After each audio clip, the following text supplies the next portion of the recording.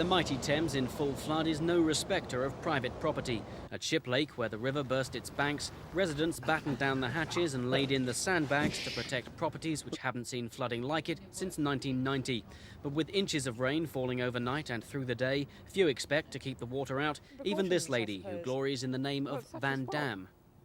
What can I do? I've got sandbanks at the garden door, and that's about it.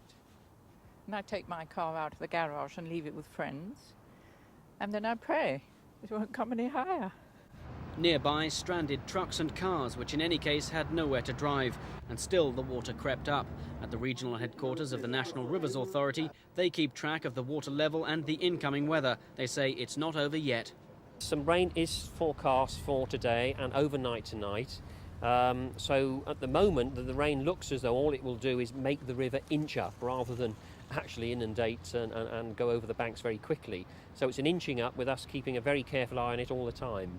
The NRA says it has gangs out doing all they can to ease the flow, but that realistically there's little that can be done. On the bright side, however, at least next year we can finally say goodbye to the drought. The drought was announced to be officially over, I think, a couple of weeks ago, and of course there isn't a drought at the moment. There's plenty of water about. The water that's coming down now, although it's very nasty and total sympathy for people affected by flooding, will actually be getting into the aquifers now. And if it continues like this for the rest of the winter, there certainly won't be any problems next year. But if getting rid of the root cause of subsidence means flooding the cellar, many of the region's householders may feel it's a price too high. This is David Strawn for Thames News.